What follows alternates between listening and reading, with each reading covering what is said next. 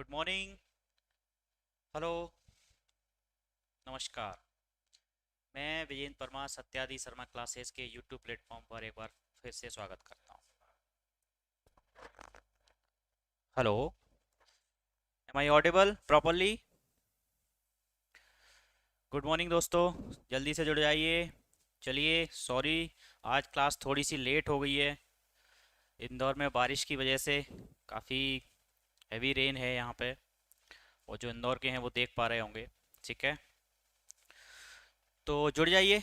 जल्दी से जल्दी शुरुआत करते हैं। जो हमारी सीरीज, जो यात्रा सिविल जज की, जो जर्नी हमने कल शुरू की है, उस जर्नी को आज आगे बढ़ाते हुए, ठीक है, 3 दिन की डेमो क्लास है, इसमें आज दूसरा दिन है।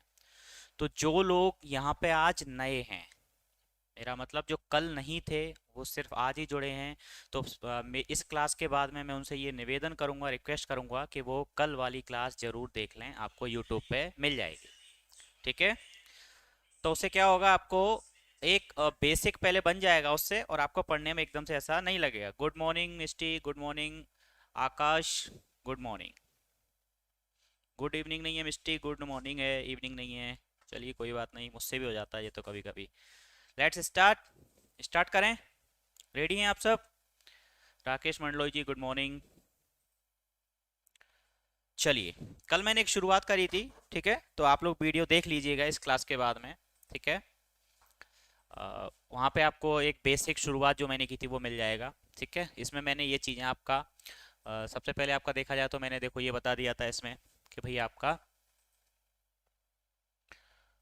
जस्ट अ मिनट, एक बार मैं आपको थोड़ा सा शॉर्ट में रिमाइंड करा देता हूँ। कल जो मैंने बताया था वो वीडियो में आप देख भी लेंगे।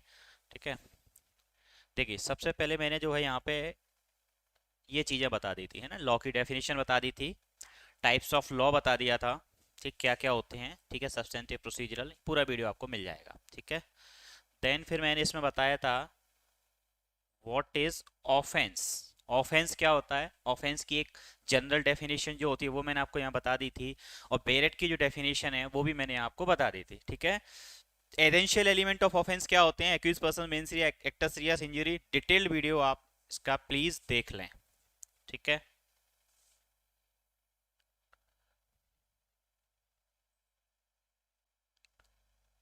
हाँ, इसके बाद में आपका स्टेप ऑफ ऑफेंस क्या है, स्टेप ऑफ ऑफेंस, अपराध के चरण। भाई कोई भी अपराध घटित करते हैं तो कौन कौन से स्टेप होते हैं, ये भी मैं आपको बेसिक एक रिव्यू दे रहा हूँ, रिमाइंड करा रहा हूँ भाई, कल ये मैंने पढ़ा दिया है। तो नेक्स्ट टॉपिक जो मैं आपको पढ़ाने जा रहा हूँ आज, मैं आपको क्या पढ़ाऊंगा मैं थोड़ा सा बता देता हूँ। आईपीसी की जो शुरुआत हमने की थी, थोड़ा सा उसको और आगे लेके चलूंगा। आईपीसी का फाउंडेशन मैंने बनाया है, आईपीसी पढ़ते समय जो चीजें आपको परेशान करेंगी उनको मैंने ईज करने की कोशिश की है। ठीक है, तो ये चीजें आपको आईपीसी को, आप ये मत सोचिएगा, कुछ लोग अगर ये कह रहे हैं good morning good morning good morning, आप ये मत सोचिएगा कि सर ये नई आईपीसी आने वाली है, भारतीय न्याय संहिता, आप में से बहुतों को पता होगा बिल इंट्रोड्यूस हो चुका है, तो ये क्यों पढ़ा रहे हैं। तो आपको मैं बता देता हूँ, ये पढ़ाई आपकी, मैं आपको डैम श्योर करता हूँ, ये बेकार नहीं जाएगी, ये पढ़ाई आपको काम आएगी। ठीक है, क्योंकि नई आईपीसी में कुछ भी ऐसा नया नहीं है, चीजों को रीअरेंज कर दिया है, सेक्शंस को यहाँ की जगह वहां, वहां की जगह यहाँ कर दिया है, एक रीअरेंजमेंट कर दिया गया है, तो आपको इश्यू नहीं आएगा। पढ़ना इसलिए पड़ेगा आपको अभी भी पुरानी, क्योंकि अभी जो नियर बाई एग्जाम होंगे, क्योंकि अभी तक वो एक्ट नहीं बना है, सिर्फ बिल है, तो जब तक एक्ट नहीं बन जाता तो हम उसको कानून कह ही नहीं सकते, तो दैट्स वाई हमें पुरानी भी पढ़नी पड़ेगी। समझ पा रहे हैं? चलो, तो बेसिक फाउंडेशन में जो जो चीजें हैं मैंने कल बताई हैं, एक बार रिवाइज कर लेना। अब मैं थोड़ा सा आईपीसी में, हाँ मैं बता रहा था कि मैं क्या पढ़ाऊंगा आज, तो आईपीसी में जो कंटिन्यूशन में जो फाउंडेशन चल रहा था वो तो रहेगा ही, उसके बाद 2-4 सेक्शन भी आपको बता दूंगा कि भाई मैं बेर एक्ट को रीड कैसे करवाता हूं, ये भी आपको थोड़ा सा आइडिया लग जाएगा। मेरा जो कॉन्सेप्ट है, आप एमपी में चयनित किसी भी जज से, सिविल जज से, न्यायाधीशों से अगर आप बात करेंगे, तो सिलेक्शन का सबसे बड़ा जो आधार है जज का, अभी तक के चयनित जजों ने जो आधार पाया है वो पाया है बेयर एक्ट पे कमांड होना। तो मेरी फर्स्ट प्रायोरिटी हमेशा ये रहती है कि आप बेयर एक्ट को इतने अच्छे से रीड कर पाएं, पढ़ पाए, कि एक एक वर्ड का आपको इंटरप्रिटेशन करना आता हो। कोई वर्ड अगर वहां लिखा है तो उसका इंटरप्रिटेशन करना क्या है, न्यायाधीश बनने के बाद में हमारा काम उस लॉ का इंटरप्रिटेशन करना ही होता है, ये आप जानते हैं, क्योंकि लॉ बना तो किसने दिया, लॉ बना तो दिया हमारी संसद ने, पार्लियामेंट ने, अब हमारा काम है न्यायाधीशों का उसका इंटरप्रिटेशन करना। तो मैं 2-4 सेक्शन आईपीसी के पढ़ाऊंगा जिससे आपको बेसिक आइडिया लग जाएगा कि भाई कैसे कैसे डायरेक्ट में पढ़ रीड करवाता हूँ। देन मैं आपको एक स्टोरी सुनाऊंगा। स्टोरी वो वाली नहीं होगी एक था राजा एक थी रानी, वो वाली नहीं होगी। स्टोरी कौन सी होगी? स्टोरी एक शुरू होगी आपकी स्टोरी में 484 सेक्शन, 484 सेक्शन जो सीआरपीसी में मेंशन है, आप सब जानते होंगे, उन सबको एक छोटे से स्टोरी में पिरोने की कोशिश मैं आपके लिए करूंगा। फायदा क्या होगा उसका? उसका फायदा ये होगा, आपको लगेगा कि भाई बहुत कम शब्दों में एक्चुअली में पूरी सीआरपीसी कंटेन क्या करती है, क्या है उस पूरी सीआरपीसी में, ये आप उस 414 एक छोटी सी स्टोरी में आप समझ पाएंगे। ठीक है, कल मैं आपको एकोमोडेशन स्टार्ट कर दूंगा, क्योंकि अगर 3 दिन जो डेमो क्लास है इसके बाद में जो भी स्टूडेंट मेरे साथ कंटिन्यू रहेंगे, ठीक है, ऑनलाइन और ऑफलाइन दोनों बैच हैं, दोनों बैचों के अपने अपने फायदे हैं, आप लोग जानते हैं, मुझे बताने की जरूरत नहीं है, क्योंकि हम सब लोग कोविड के दौरान से गुजर के आए हैं। तो हम जानते हैं कि ऑनलाइन के अपने फायदे हैं और ऑफलाइन के भी अपने फायदे हैं। तो दोनों में से जो भी आपको बेटर ऑप्शन लगता है यू कैन चूज। ओके, तो आपको समझ में आ गया। चलें अब शुरुआत करते हैं थ्योरी ऑफ पनिशमेंट। फाउंडेशन ही चल रहा है आईपीसी का, ठीक है। थ्योरी ऑफ पनिशमेंट ये कॉन्सेप्ट ऐसा है कि बेसिकली आपको प्रीलिम्स में काम नहीं आएगा, मेंस में कहीं किसी स्टेट में पूछा जा सकता है। एमपी में चांसेस कम है, लेकिन अदर स्टेट में के एग्जाम आप देने जाते हैं तो मेंस में डिस्क्रिप्टिव में आंसर राइटिंग में आपसे ये क्वेश्चन पूछा जा सकता है। ठीक है, चलिए, तो कहता है कि थ्योरी ऑफ पनिशमेंट, दंड के सिद्धांत क्या होते हैं हिंदी में। कल की उसमें यूट्यूब पे मैंने देखा था, किसी ने कमेंट किया था कि सर ये क्लास हिंदी में रहेगी या इंग्लिश में रहेगी। तो ये क्लास हिंदी इंग्लिश दोनों लैंग्वेज में रहेगी, ठीक है, दोनों ही लैंग्वेज में रहेगी, कोई इशू नहीं है। ठीक है, तो आपने देख पा रहे होंगे मैंने दोनों लैंग्वेज यहाँ पे मेंशन की है पीपीटी में। ठीक है, तो क्या कहता है थ्योरी ऑफ पनिशमेंट, इसको क्या बोलते हैं हम? इसको हम बोलते हैं दंड के सिद्धांत। क्या बोलते हैं इसको? दंड के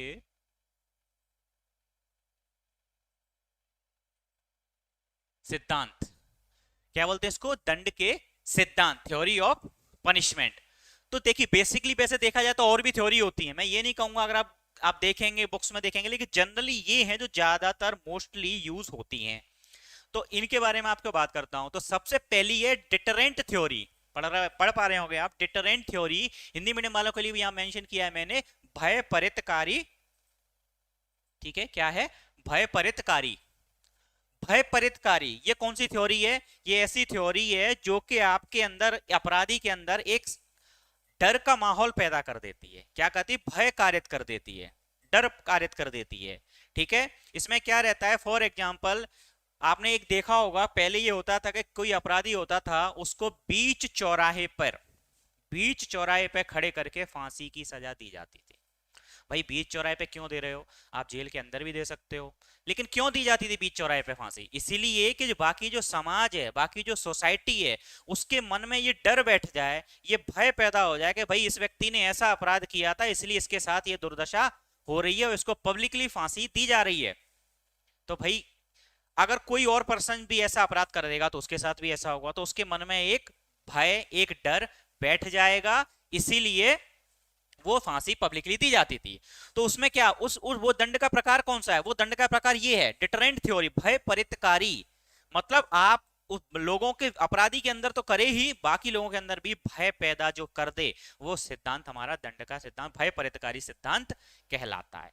इसके अलावा एक और एग्जांपल होता है, तो आपने देखा होगा गांव वगैरह में अक्सर क्या होता है, भाई एक किसी व्यक्ति ने चोरी की, मारपीट की, कुछ भी किया, उसको क्या करते थे, उसको मुंह एकदम काला किया, गले में जूतों की माला डाली, गधे पे बैठाया, पूरे गांव में घुमा रहे हैं, और पीछे से डोंडी बजाते हुए जा रहे हैं, कह रहे हैं भाई जिस घर से भी निकलेगा हर घर कम से कम 2 जूते तो मारेगा ही मारेगा। ठीक है, तो ये क्या था भाई?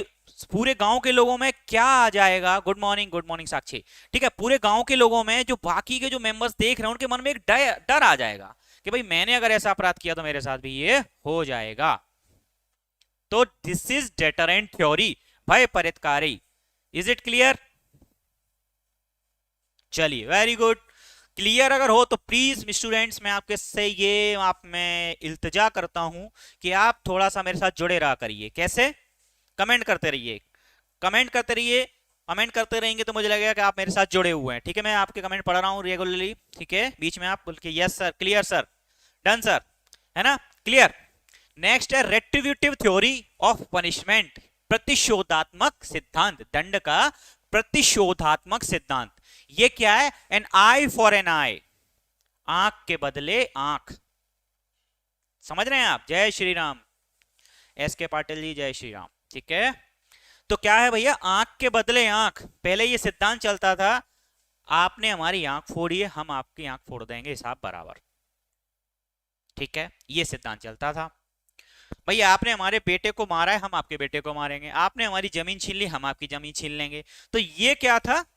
प्रतिशोधात्मक, बदले की भावना, tit for tat, tit for tat वाला कॉन्सेप्ट। तो ये हमारी कौन सी होगी? रेट्रिब्यूटिव थ्योरी, प्रतिशोधात्मक सिद्धांत। क्लियर? चलिए, अब है प्रिवेंटिव थ्योरी, निवारक, दंड का निवारक सिद्धांत। प्रिवेंटिव थ्योरी क्या होती है? देखिए, प्रिवेंटिव थ्योरी का नाम ही आपसे क्लियर है, निवारक। प्रिवेंटिव का यानी कि ये जो दंड जनरली क्या होता है, ए ने कोई जब अपराध किया है, ए ने जब कोई अपराध किया है तब उसको सजा मिलेगी। ये जनरल दंड का सिद्धांत है। भाई चोरी करेगा उसके बाद सजा मिलेगी ना, मर्डर करेगा उसके बाद मिलेगी ना। लेकिन कुछ परिस्थितियां ऐसी हैं, आप चैप्टर आपके 8 पढ़ लो, है ना, आपका सीआरपीसी पढ़ लो, आईपीसी, दोनों में आपके चैप्टर हैं कि भाई प्रिवेंटिव नेचर के हैं वो। जैसे आपने एक वो सुना होगा, टाडा,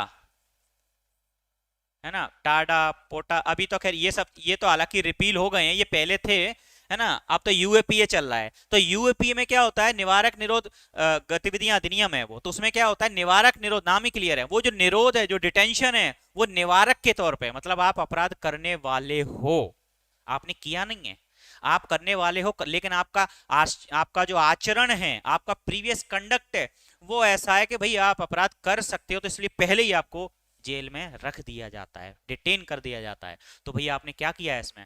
आपने जो है उसको डिटेन कर दिया, तो एक तरीके से दंड ही दे दिया भाई, जेल में रख दिया। तो ये आपका दंड का सिद्धांत हो गया निवारक, यानी कि अपराध के निवारण के लिए पहले ही जो आपको दंड दिया जाता है, तो ये आपका हो गया निवारक, दंड का निवारक सिद्धांत।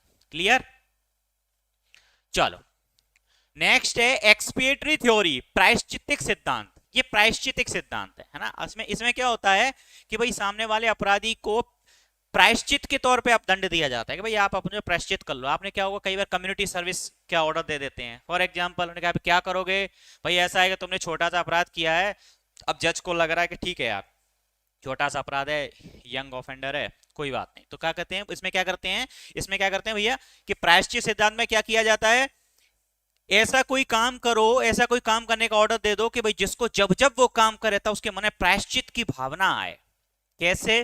तो भाई आपने जो है गांव में क्या किया था, गांव में आपने जो है चोरी की थी। अब आप क्या करोगे, आप एक काम करोगे, और गांव में चोरी करने वाला था, या फिर कोई ऐसा है बहुत बाहुबली टाइप का है ना, वो गांव में एकदम डॉन बन के घूमता है, बढ़िया बुलेट पे एकदम चश्मा वश्मा लगा के घूमता है। ठीक है, कोर्ट ने कहा एक काम करो, तुम जहां पे अपनी दिखाते हो ना, क्या दिखाते हो कि भाई जो है हम यहाँ के बहुत बड़े डॉन है या जो है, तो उसी जगह पे आप क्या करो, उसी जगह पे जो है हमने क्या कह दिया, आप जो है डेली सुबह 6 बजे उठ के उस गांव की हर गलियारे पे, हर पब्लिक रोड पे आप क्या करोगे, झाड़ू लगाओगे। ठीक है, क्या करोगे, पब्लिक टॉयलेट साफ करोगे। ठीक है, तो ये क्या है, ऐसा कोई भी काम, ऐसी कोई सजा जिससे कि उसको क्या हो, प्रायश्चित की भावना उसके अंदर आए कि भाई मैंने वो काम क्यों किया, ना करता तो आज ये नौबत ना आती। ठीक है, तो ये होता है एक्सपिएटरी थ्योरी। अब सबसे ज्यादा यूज जो होता है, एवरी डेमोक्रेटिक कंट्री, यानी कि हर जो आपका जो लोकतंत्रात्मक गणराज्य जो है, या जो कोई भी देश है जो लोकतंत्र है, वो क्या करता है, सबसे ज्यादा इसी को फॉलो करता है, रिफॉर्मेटिव थ्योरी, सुधारात्मक सिद्धांत। रिफॉर्मेटिव थ्योरी ऑफ पनिशमेंट में क्या होता है, इसमें हम इस कॉन्सेप्ट को लेके चलते हैं कि भाई इसमें सुधार की भावना लाई जाए। क्योंकि महात्मा गांधी ने कहा था कि हर अपराधी का एक अतीत होता है।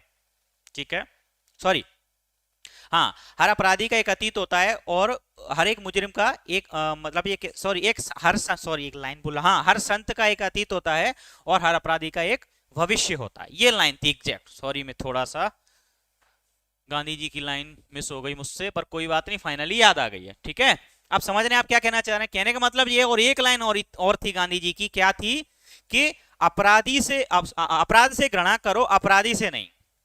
भाई एक लाइन और थी। हाँ ठीक है, क्या है अब, क्या लाइन क्या थी कि अपराध से घृणा करो, अपराधी से नहीं। क्लियर है? तो भाई ये कॉन्सेप्ट भी हम यहां लेके आते हैं कि भाई 18 साल का एक युवक था, नव युवक, ओनली 18 ईयर्स ओल्ड। भाई उससे कोई अपराध हो गया, मारपीट उसने कर दी, कुछ भी कर दिया, उससे कोई अपराध हो गया, ठीक है, तो फिर क्या करें? और सजा उसमें हो सकती है 1 साल की। तो हमारे पास सीआरपीसी में सेक्शन 360 दिया हुआ है, ठीक है। प्रोविजन ऑफ ऑफेंडर्स एक्ट के सेक्शन 3, 4 और 6 दिए हुए हैं। ये बात करते हैं प्रोबेशन से रिलेटेड और एडमोनिशन से रिलेटेड, परिवीक्षा अधिनियम पे छोड़ने और भत्सना पे छोड़ने के पश्चात। मतलब ये वो सेक्शंस हैं जो कि जज को ये पावर देते हैं कि अपराधी को अपराध सिद्ध हो जाने के बाद में भी सजा ना देते हुए क्या करे कि उसको छोड़ दे, एक बॉन्ड भरवा लेते हैं। इसमें प्रोबेशन में क्या होता है, 3 साल तक के लिए बॉन्ड भरवा लिया जाता है कि भाई जब जब आपको बुलाया जाएगा कोर्ट में आप आएंगे और सजा पाएंगे, अपना आचरण अच्छा बनाए रखेंगे, ठीक है। तो ये सब क्यों किया गया भाई? हम इस कॉन्सेप्ट को लेके चलते हैं कि हम जो है क्या कि भाई अपराध से घृणा करो, अपराधी से नहीं, क्योंकि हो सकता है कि कल वो सुधर जाए। क्योंकि अगर इस 18 साल के व्यक्ति को अगर आपने जेल में डाल दिया, कल दुर्दांत अपराधियों की संगत में वो पड़ जाएगा, तो हो सकता है कि समाज का एक व्यक्ति जिसको सुधार की गुंजाइश थी, जो सुधर सकता था, वो गुंजाइश, वो संभावना आपने खत्म कर दी और उसको जेल में डाल के एक दुर्दांत अपराधी आपने समाज के लिए और तैयार कर दिया, ठीक है। अब बात आती है, अब आपके माइंड में क्वेश्चन आ रहा होगा, सर क्या हम टोटली इसको फॉलो करते हैं क्या, रिफॉर्मेटिव थ्योरी ऑफ पनिशमेंट को? नहीं, टोटली तो नहीं करते। टोटली क्यों नहीं करते? क्योंकि कई ऐसे हीनस ऑफेंसेस होते हैं, ऐसे दुर्दांत जो है अपराध होते हैं, हीनस ऑफेंस जिनको हम बोलते हैं, वो क्या होते हैं? वो ऐसे होते हैं जहां पे आपको कठिन सजा, पनिशमेंट देनी ही पड़ती है। वहां पे आप उसके साथ नहीं, जैसे कि आपका मर्डर हो गया, डकैती हो गई, रेप हो गया, ये सब ऐसे हैं जहां पे आप उसके साथ सरल व्यवहार नहीं कर सकते हो, ठीक है। तो वहां पे हम जो है मिक्स थ्योरी ऑफ पनिशमेंट चलती है, यानी कि ये भी मिक्स अप चलता है, ठीक है। जनरली जो हम फॉलो करते हैं थोड़ा मिक्स थ्योरी ऑफ पनिशमेंट को करते हैं, लेकिन मोस्ट प्रोबेबली ज्यादातर नॉर्मल ऑफेंसेस में हम रिफॉर्मेटिव थ्योरी को फॉलो करते हैं। क्लियर है? क्लियर है भाई? यहां तक क्लियर? क्लियर बोल दिया करो। चलो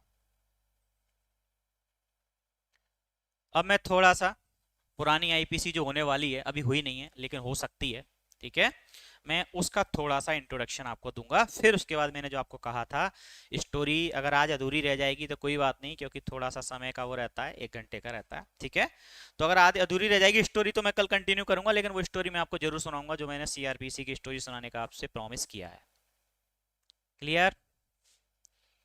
चलिए, कोई डाउट यहां तक? इसमें से कुछ समझ नहीं आ रहा हो आपको? किसी को कोई डाउट?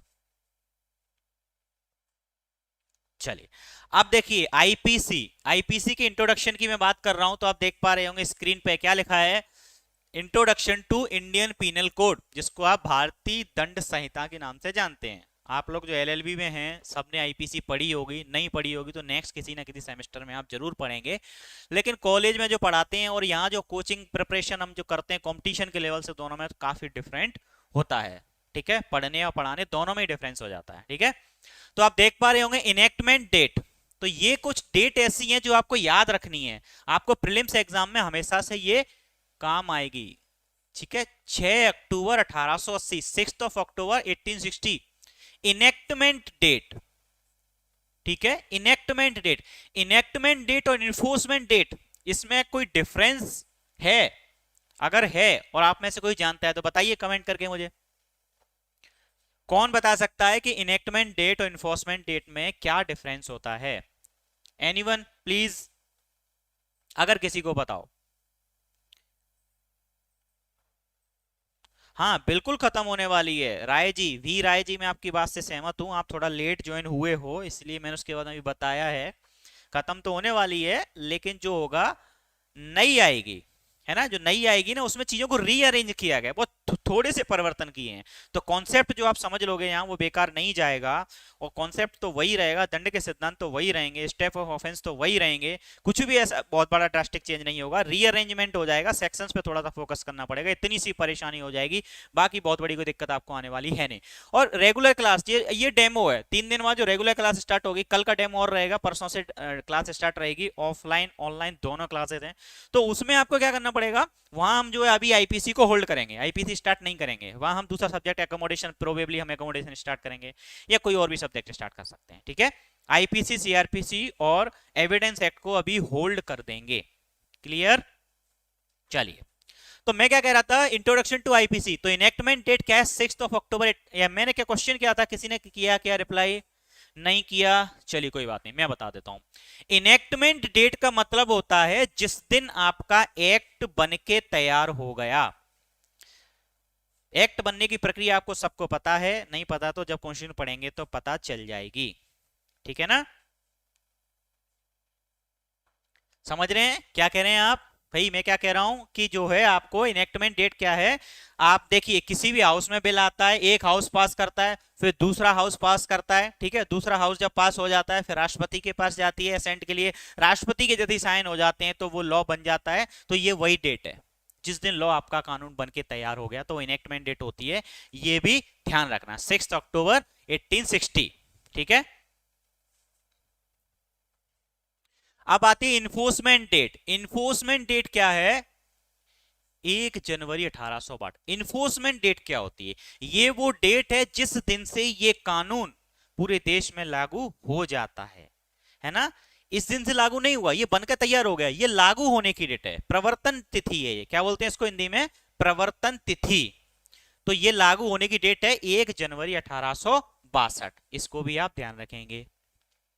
टोटल सेक्शन इसमें 511 है, टोटल चैप्टर इसमें 23 है। ये क्वेश्चन भी कई बार पूछ लिया जाता है कि टोटल सेक्शन कितने हैं, 511 है। अब वाली जो है उसमें शायद कम हो गए, 356 ऐसे कुछ हो गए हैं, ठीक है, ठीक है। अब एक क्वेश्चन कभी कभी ये भी पूछा जाता है कि ये जो उसका ड्राफ्ट बनाया था, ये जो प्रारूप तैयार किया था आईपीसी का, सरल शब्दों में कहें तो आईपीसी जो तैयार की थी वो किसने की थी, तो हमारा फर्स्ट लॉ कमीशन, प्रथम विधि आयोग, हिंदी में क्या लिख लेंगे आप, प्रथम विधि आयोग, फर्स्ट लॉ कमीशन ने आईपीसी को तैयार किया था। एक क्वेश्चन और पूछा जाता है कि जो प्रथम विधि आयोग थी उसके जो हेड कौन थे, तो उसके हेड थे लॉर्ड मैकॉले। लॉर्ड मैकॉले कौन थे, लॉर्ड मैकॉले। अब लॉर्ड मैकॉले कौन थे भाई, इस विधि आयोग के अध्यक्ष थे, ठीक है। तो कई फादर ऑफ आईपीसी भी पूछा जाता है कि भाई फादर ऑफ आईपीसी कौन था, तो फादर ऑफ आईपीसी थे लॉर्ड मैकॉले, ठीक है। क्लियर है भाई यहां तक, introduction to IPC clear, clear. चलो, यहां तक कोई डाउट, इसमें तो नोट डाउन करने वाली चीजें नोट करिएगा, ठीक है। आगे बढ़ते हैं।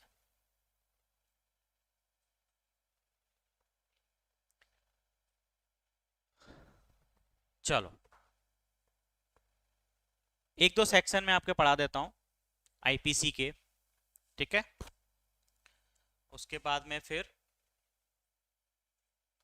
या फिर मैं सीधी वो स्टोरी स्टार्ट करता हूं, स्टोरी स्टार्ट करते हैं। चलो, थोड़ा सा टाइम भी एक्चुअली लेट हो गया है, तो वो स्टोरी स्टार्ट कर देते हैं सीआरपीसी वाली, है ना, ठीक है, क्योंकि आईपीसी तो जब हम शुरू करेंगे तो शुरू से पढ़ ही लेंगे, ठीक है। अभी मैं स्टोरी स्टार्ट करता हूं, क्लियर, देखिए।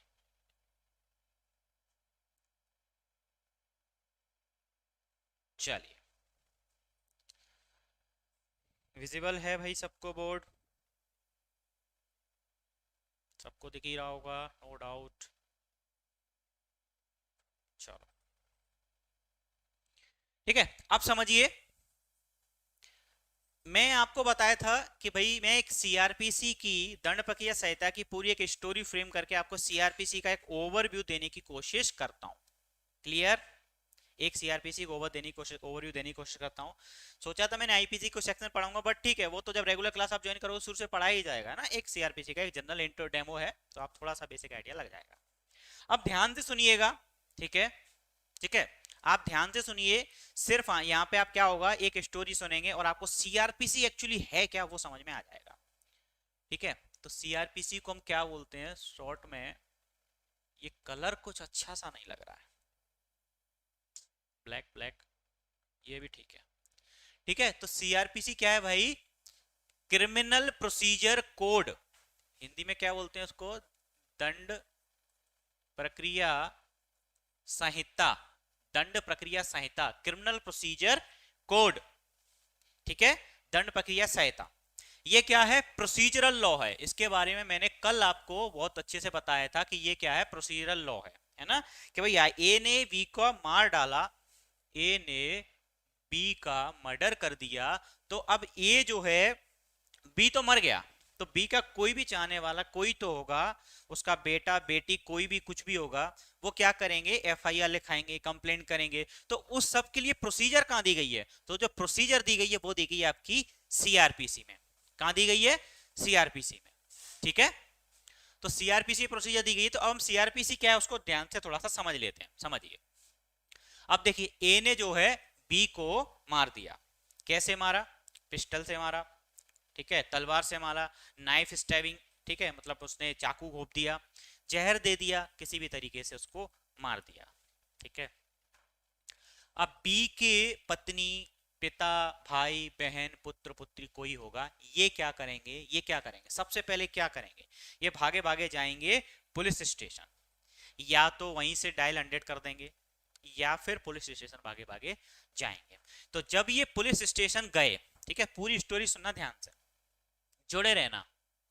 जब ये गए पुलिस स्टेशन, तो पुलिस स्टेशन में एक बैठेंगे, कौन,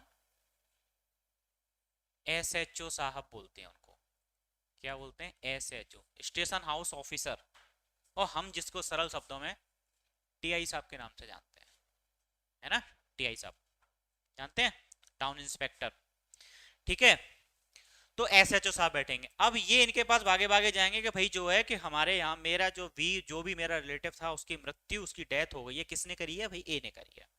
टीआई साहब क्या करेंगे, टीआई साहब को सीआरपीसी का सेक्शन 154, सीआरपीसी का सेक्शन 154 ऑथोराइज करता है कि भाई आपके पास कॉग्निजेबल ऑफेंस से रिलेटेड, ठीक है, ऑफेंस कॉग्निजेबल होते हैं, नॉन कॉग्निजेबल होते हैं, बेलेबल होते हैं, नॉन बेलेबल होते हैं, कंपाउंडेबल होते हैं, नॉन कंपाउंडेबल होते हैं। अब ये कौन सा है कौन सा है, ये आपको कैसे पता चलेगा, सीआरपीसी में एक पीछे लिस्ट दी हुई है, सर ब्लैक पेन, ठीक है, देख लेते हैं, है ना।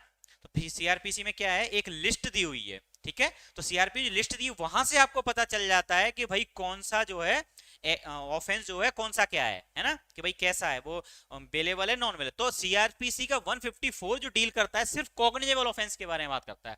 कॉग्निजेबल ऑफेंस थोड़े ऐसे होते हैं, थोड़े से गंभीर प्रकृति के होते हैं, गंभीर नेचर के होते हैं। ठीक है, समझ रहे हैं आप, 154।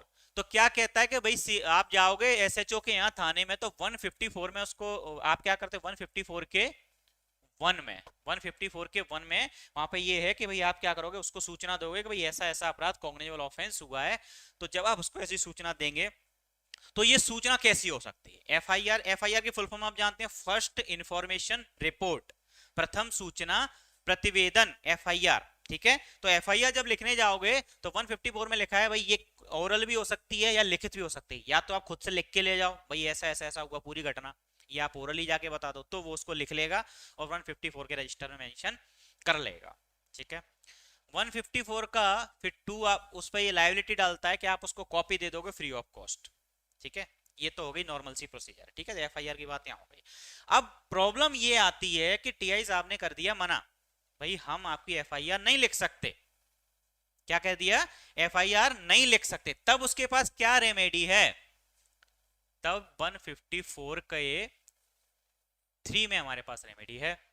154 के 3 में हमारे पास क्या रेमेडी है, ये रेमेडी है कि भाई जो है आप क्या कर सकते हैं, अपनी जो व्यथा है, आपकी जो समस्या है, आपकी जो परेशानी है, उसको लिखकर किसको भेज सकते हैं, बाय इस पोस्ट।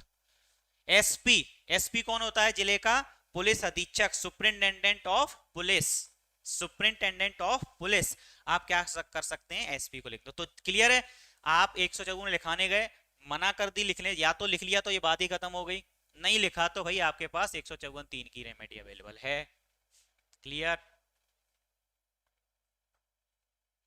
अब बात आती है कि भाई आपने बाई पोस्ट तो भेज दिया था एसपी साहब को, लेकिन एसपी साहब भी उस पर कोई कार्रवाई नहीं कर रहे हैं।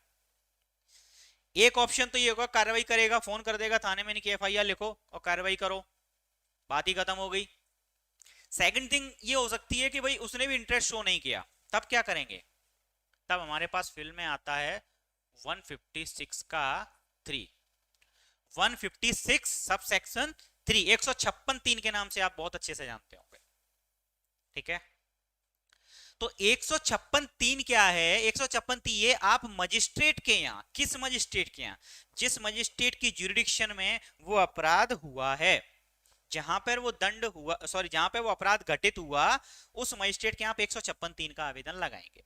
ठीक है, जनरली 156(3) में ये वर्ड आपको कहीं नहीं मिलेगा। आप में से कुछ कह सकते हैं कि सर 156(3) में आप ये कह सकते हैं कि सर यहाँ पे तो सर ऐसा कहीं लिखा ही नहीं है कि भाई एफआईआर नहीं लिखा। मैं एग्री करता हूँ, 156(3) ये कहता है कि मजिस्ट्रेट जो है पुलिस को इन्वेस्टिगेशन करने के लिए ऑर्डर दे सकता है ना। ये जनरली होता है, इसलिए कि साहब जो एफआईआर तो लिख ली, लेकिन पुलिस वाले इन्वेस्टिगेशन नहीं कर रहे हैं।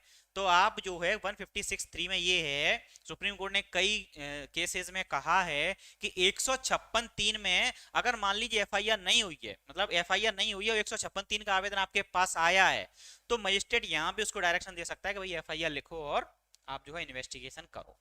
नंबर एक चीज। दूसरी चीज, सुप्रीम कोर्ट ने यह भी कहा है कि भाई मान लीजिए 156(3) के डायरेक्शन दिए कि इन्वेस्टिगेशन करो और एफआईआर नहीं हुई है, तब भी पुलिस की, एसएचओ की ये ड्यूटी है कि वो क्या करेगा, सबसे पहले क्या करेगा, एफआईआर लिखेगा, देन इन्वेस्टिगेशन करेगा। तो आपको चीजें क्लियर हैं? सबसे पहला ऑप्शन आपके पास एफआईआर का ये, फिर दूसरा ये, तीसरा ये। नहीं हो रहा तो भाई इसके बाद में भी इस पे भी सुनवाई नहीं कर रही है पुलिस, तब आपके पास क्या ऑप्शन है? तो फिर आपके पास जो नेक्स्ट ऑप्शन निकल के आता है वो आता है आपको एक प्राइवेट कंप्लेंट, वर्ड सुना होगा आपने, प्राइवेट कंप्लेंट। फिर आपके पास सेक्शन 200 आता है पिक्चर में। 200 क्या कहता है? सेक्शन 200 ये कहता है कि भाई इसमें आप क्या कर सकते हैं, इसमें आप जो है प्राइवेट कंप्लेंट फाइल कर सकते हैं। क्या कर सकते हैं? प्राइवेट कंप्लेंट फाइल कर सकते हैं। ठीक है, प्राइवेट इस्तगासा। तो ये ऑप्शन है। इसमें क्या होता है, आप एडवोकेट के थ्रू अपना एक प्राइवेट कंप्लेंट फाइल करते हैं कि भाई मेरा जो ये व्यथा है, ये समस्या है, और पुलिस के यहाँ मैंने कार्रवाई करने की कोशिश की थी लेकिन कोशिश नहीं हुई। क्लियर? कोई भी कार्रवाई उस पर नहीं की। क्लियर है? 200। चलो, तो ये चार चीजें आपको समझ में आएंगी। एफआईआर 154, ठीक है, 154(3) हो गया, 156(3) हो गया, और 200। ये चीजें आपको एक एफआईआर वाली बात है जो आपको इश्यूज करने पर, ये जनरल भी आपको पता होना चाहिए। आप लॉ के स्टूडेंट नहीं है तब भी आपको, कई लोगों को ये प्रॉब्लम फेस करनी पड़ती है कि सर एफआईआर ही नोट नहीं कर रहे पुलिस वाले, क्या करें हम? ठीक है, चलो। अब एफआईआर जब हो गई तो फिर क्या होगा? एफआईआर होने के बाद में अब यहां से जो पुलिस है उसका काम शुरू हो जाता है। पुलिस पुलिस का काम यहां से शुरू हो जाता है। पुलिस का काम यहां से शुरू हो जाता है। क्या हो जाता है भाई पुलिस का काम शुरू? कि एफआईआर लिख गई, अब क्या करें? एफआईआर लिखवाई तो इसीलिए थी ना, आप काम करो। अब पुलिस वाले करेंगे इन्वेस्टिगेशन। क्या करेंगे? इन्वेस्टिगेशन करेंगे पुलिस वाले। इन्वेस्टिगेशन करते समय सबसे पहला काम पुलिस क्या करती है? घटना स्थल पे जाती है। ठीक है, सबसे पहला काम जो पुलिस करती है वो क्या करती है?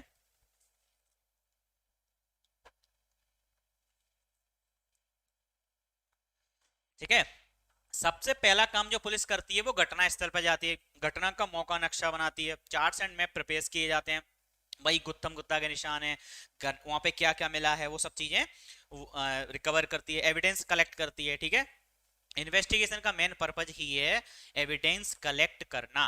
क्लियर? क्या पर्पज है? एविडेंस कलेक्ट करना। ठीक है, तो पुलिस भाई घटनास्थल पर जाएगी, घटना मौका नक्शा सब चीज बना लेगी, और जो इंपॉर्टेंट काम वो करेगी अरेस्ट। क्या करेगी पुलिस? जो है क्या करेगी? अरेस्ट, गिरफ्तारी करेगी। किसकी? जिसके अगेंस्ट में एफआईआर हुई है या आपको पता है कि किसने अपराध किया, गिरफ्तारी करेगी। उसको क्या करेगी? गिरफ्तार करेगी। ठीक है, अब पुलिस ने अक्यूज को गिरफ्तार कर लिया। ठीक है, आप इसको गिरफ्तार कर लिया।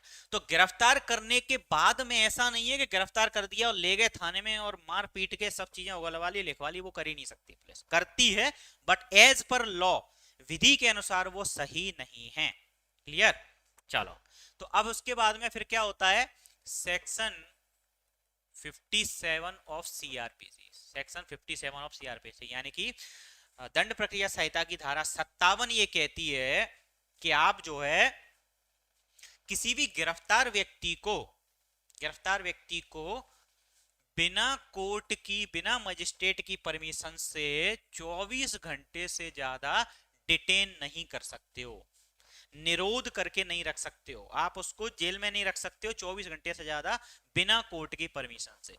इस 24 घंटे में यात्रा का समय छोड़ दिया जाता है।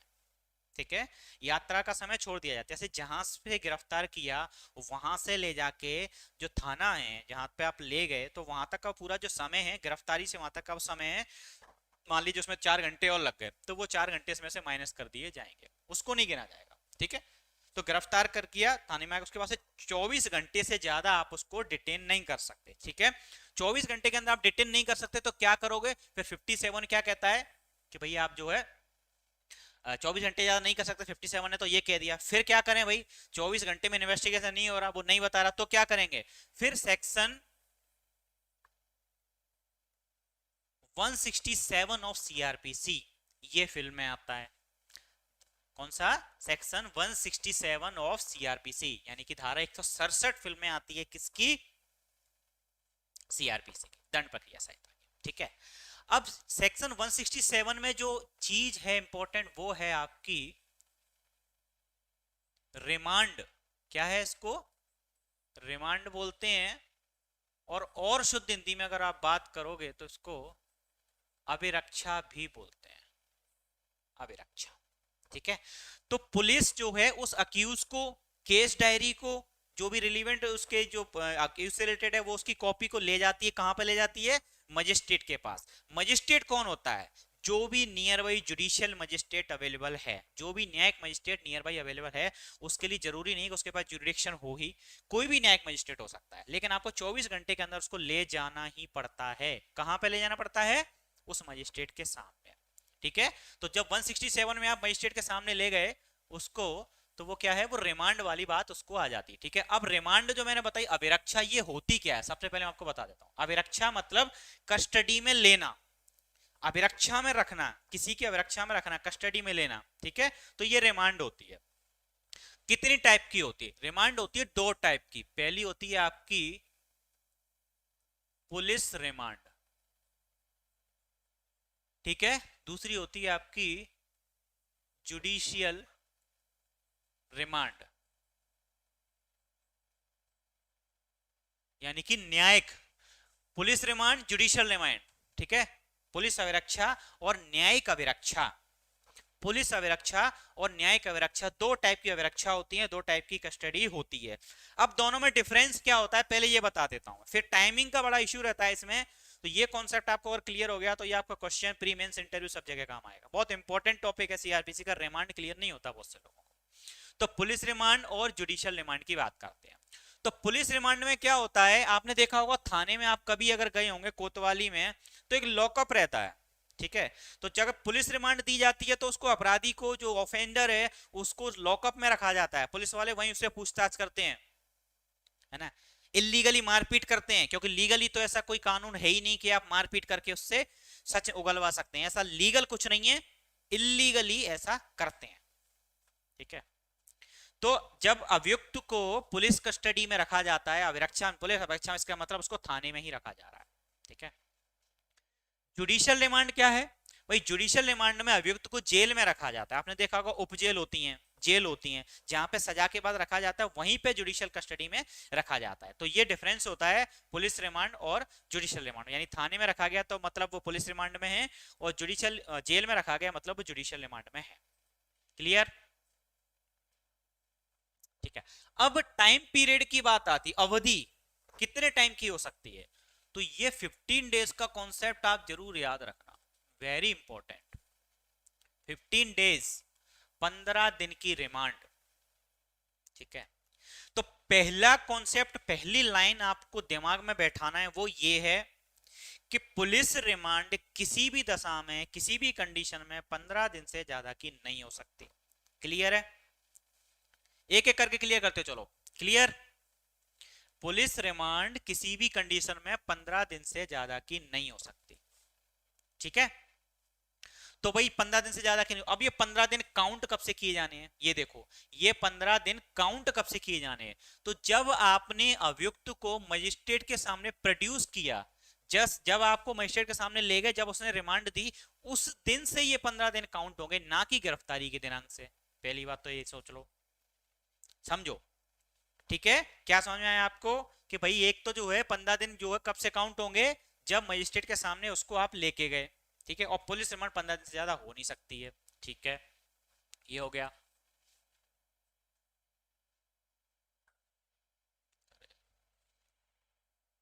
अरे ये क्यों मूव कर रहा है भाई?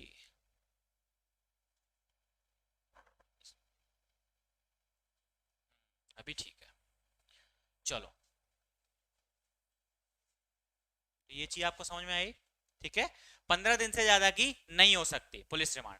अब बात आती है कि क्या ये पुलिस रिमांड जो है, पुलिस रिमांड का पर्पस क्या है? पहले पर्पस बता देता हूं। पुलिस रिमांड का पर्पस ये है कि जो है पुलिस क्या चाहती है, पुलिस ये चाहती है कि जो अपराधी है उससे कुछ एविडेंस कलेक्ट किए जाए, कुछ जानकारी उससे निकाली जाए। तो जब भी पुलिस रिमांड मांगती है ना पुलिस मजिस्ट्रेट से, तो मजिस्ट्रेट पुलिस क्या कहती है कि हमें जो है अपराधी से कोई जानकारी इससे निकालनी है, तो इसलिए क्या किया जाए, इसलिए इसको जो हमें पुलिस रिमांड पे दे दिया जाए। तो थाने में रख के उससे पूछताछ की जाती है कि कुछ ऐसी संभावना है कि कुछ एविडेंस उससे मिल सकता है, इसीलिए पुलिस रिमांड ली जाती है। पहली चीज तो ये है। ठीक है? तो मैंने आपको क्या बताया? पहली चीज तो ये कि 15 दिन से ज्यादा नहीं हो सकती किसी भी कंडीशन, एट एनी कॉस्ट। किसी भी कंडीशन में 15 दिन से ज्यादा नहीं हो सकती। दूसरी चीज, कब से काउंट होगी? प्रोडक्शन की दिनांक से। जब उसने मजिस्ट्रेट ने रिमांड दिया ना, उस दिन से 15 दिन काउंट करने हैं। पहली चीज। ठीक है? दूसरी चीज हो गई। ठीक है?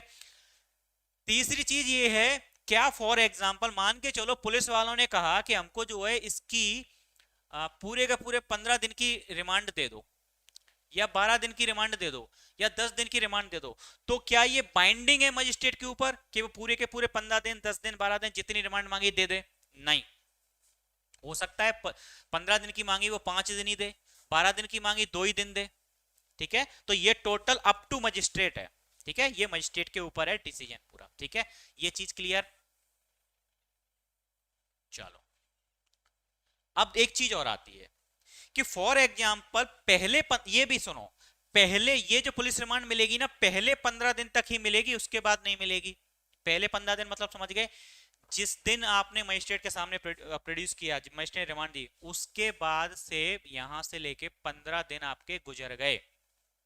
पहले गिरफ्तारी दिनांक से जब पहली रिमांड ली, 15 दिन गुजर गए, उसके बाद में आप कहते हैं कि सर इसको जो है हमें आप जो है एक 2 दिन की पीआर और दे दो। शॉर्ट में पीआर और जेआर बोलते हैं। 2 दिन की पुलिस रिमांड दे दो। तो क्या पुलिस रिमांड दी जा सकती है? नहीं दी जा सकती। ये भी ध्यान रखना। पहले फर्स्ट 15 डेज ओनली, पहले 15 दिन तक ही ये हो सकती है। उसके बाद फिर आपको कहां रखना पड़ेगा? अक्यूज को जेआर, जुडिशियल रिमांड में ही रखना पड़ेगा। ठीक है? तो चीजें क्लियर? इसमें बहुत सी चीजें हैं, बहुत बारीक से पॉइंट है, ध्यान रखना, नोट करते चलना, ये चीजें नोट करते चलना। तो भाई ऐसा है कि पहले 15 दिन ही हो सकती, उसके बाद नहीं। उसके बाद तो ऑप्शन आपके पास जेआर का ही है। क्लियर? ठीक है। अब बात आती है कि ये जो है, अब बात आती है क्या ये शफल हो सकती है? क्या शफल मतलब समझ रहे हैं आप? ध्यान से सुनना। पहले आपने गए कि हमें जो है 10 दिन की रिमांड दे, जज ने आपको कहा कि ऐसा है कि मैं जो है आपको देता हूं 3 दिन की रिमांड। क्या देता हूं मैं आपको? 3 डेज। 3 दिन की रिमांड दे दी। जज ने क्या किया? 3 दिन की रिमांड आपको दे दी। तो 15 दिन हमारा जो राइट था पुलिस रिमांड लेने का, उसमें से 3 दिन हमने यूज कर लिए। उसके बाद फिर आप लेने गए 5 दिन की, जज ने मना कर दिया। मना कर दिया तो अक्यूज को कहां भेजेंगे? जेल में रखवा दिया आपने। ठीक है? जेल में रखवा दिया। अब जेल में रहने के बाद में फिर आप जो है फिर बोलते हैं कि अभी पहले दिन से देखा जाए टोटल जो है 10 डेज अभी गुजरे हैं, अभी 10 दिन गुजरे हैं, जिसमें से 3 दिन तो वो पुलिस रिमांड आप पहले ले चुके थे, 7 दिन वो जुडिशियल रिमांड में रह लिया, टोटल हुए 10 दिन, तो हमारे पास पुलिस रिमांड लेने के 5 दिन, ये हमारा पुलिस वालों का राइट अभी बचा हुआ है। 5 डेज की रिमांड का राइट है हमारे पास अभी। तो आप मुझे बता सकते हैं क्या कि भाई ये अगर पुलिस वाले चाहें, अब ये 10 दिन के बीच, 10 से 15 के बीच में ये गए पुलिस वाले, अब कहते हैं सर हमको जो है एक 3 दिन की रिमांड और दे दो इसकी, क्योंकि और कुछ चीजें हमें इससे कलेक्ट करनी है, तो दी जा सकती है क्या? क्लियरली दी जा सकती है, नो डाउट। क्योंकि हमको देखना ये है कि टोटल 15 डेज पहले दिन से कंप्लीट हुए हैं या नहीं। अगर नहीं हुए हैं तो रिमांड बिल्कुल दी जा सकती है, कोई इशू नहीं है। ठीक है, बिल्कुल दी जा सकती है, कोई इशू नहीं है। ठीक है, अब बात ये आती है कि भाई जब मान लो कि जब 15 दिन की पुलिस रिमांड, तो उसके बाद उस अक्यूज का क्या करेंगे? तो ये जो मैं बातें बता रहा हूँ ये मन से नहीं बता रहा हूँ, सेक्शन 167 ऑफ सीआरपी जब आप पढ़ोगे तो आपको ये मिलेंगे। अब ये तो हमने पुलिस रिमांड की बात कर ली, क्या बात कर ली? पीआर, पुलिस अभिरक्षा, पुलिस रिमांड की बात हो गई। इसमें किसी को कोई डाउट है तो मुझे बताओ, फिर मैं जुडिशियल रिमांड पे आता हूं। बताइए, पुलिस रिमांड में किसी को कोई डाउट है तो पूछिए, नहीं तो फिर मैं जुडिशियल रिमांड पे आता हूं। नहीं है, चलो वेरी गुड। तो अब बात आती है जुडिशियल रिमांड, जेआर। जैसा कि मैंने आपको बताया न्यायिक अभिरक्षा, इसमें जेल में अभियुक्त को, अक्यूज को जेल में रखा जाता है। तो ये कितने दिन की होगी? तो इसका कॉन्सेप्ट है, ये आपको मिल जाएगा कहां पे?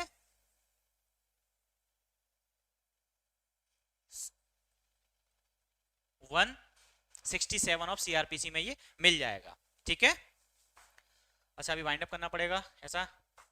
चलिए ये क्लास में यहाँ से देखिए, जुडिशियल आज थोड़ा सा टाइम का इशू है, टाइम कंप्लीट हो गया है, आज क्लास लेट शुरू हो पाई थी। ठीक है, तो ये जो है जुडिशियल रिमांड हम कल कंटिन्यू करेंगे। ठीक है, कल आप लोग जुड़े रहिए सेम टाइम पे, आज क्लास थोड़ी लेट हो गई थी, कल से सेम टाइम पे रहेगी। ठीक है, और परसों से रेगुलर क्लास स्टार्ट हो जाएगी, एमपी अकोमोडेशन हम स्टार्ट करेंगे। ठीक है, that's it for today, thank you.